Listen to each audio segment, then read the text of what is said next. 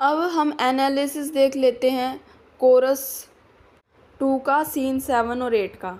अब इसमें हमने देखा कि जो फोस्टस था उसका सपना था कि वो एस्ट्रोनॉमी के बारे में जाने, वर्ल्ड के बारे में जाने, अर्थ के बारे में जाने और एक किंग बने जर्मनी का।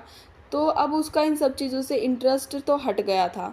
अब वो जो प्रैक्टिकल जोक्स थे, जैसे कि पोप के कान पर मुक्का मार देना, खाना चुराना इधर उधर, ये जो छोटी छोटी चीज़ें थी, नोबल्स को खुश कर देना, इसमें इंटरेस्टेड हो गया था। तो ये जो टाइम था, तो इसमें क्या हुआ था, 16th सेंचुरी में जो है, जो इंग्लिश पीपल थे वो बिलीव करते थे कि जो पोप है वो पावर के लिए हंग्री थे उस टाइम। वो अर्थली चीज़ों में इंटरेस्टेड भी थे, सिर्फ स्पिरिचुअल में नहीं, अर्थली चीज़ों के लिए में भी इंटरेस्टेड थे। तो मान लो ये शो करना चाहता है इसमें कि जैसे वो इनविजिबल हो गए थे और वो पोप को तंग करने लग रहे थे।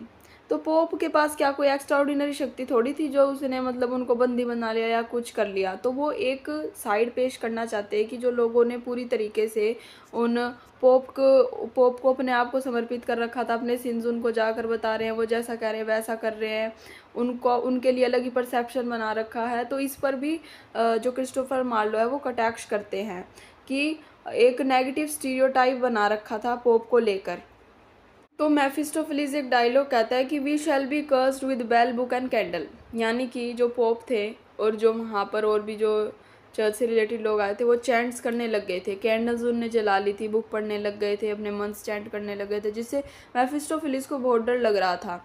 जो कि एक साइन है कि मेफिस्टोफेलिस तो भैया सेव नहीं हो सकता, लेकिन फोस्टस अभी भी सेव हो सकता था क्योंकि उसको इस टाइप का डर नहीं लग रहा था। फोस्टस के पास अभी भी चांस था, अगर वो रिपेंट करेगा तो सब कुछ ठीक हो जाएगा। और ये एक चीज़ और भी दिखाता है कि जो फोस्टस था वो अपनी गलती मान ही नहीं रहा। तो जो बुक थी, बेल थी और कैंडल थी, वो फोस्टस को नुकसान नहीं पहुंचा रही थी। ये तो फोस्टस खुद था जो खुद को नुकसान पहुंचा रहा था मेफिस्टोफेलिस की बातों में आकर। तो अब हमने देखा कि जो रॉबिन और रेफ थे वो मामूली चीज़, जैसे कि एक शराब उन्होंने चुराई और इसी के लिए मेफिस्टोफेलिस को बुलाया, वो सिर्फ इसी में इंटरेस्टेड थे। और यहाँ पर इन दोनों को कंपेयर किया गया है उसके डॉक्टर फोस्टस के साथ। डॉक्टर फोस्टस भी अब इन्हीं के लेवल पर आ गया था। वो तो राजा बनना चाहता था जर्मनी का, वो तो राइन नदी को 2 टुकड़ों में बांट देना चाहता था, वो तो नक्शा ही मैप का स्ट्रक्चर ही बदल देना चाहता था। लेकिन अब वो भी कैसे एंटरटेनमेंट ले रहा है लोगों को परेशान करके, जैसे कि पोप के कान पर मुक्का मार कर, चीज़ों को चुरा कर, इन चीज़ों से।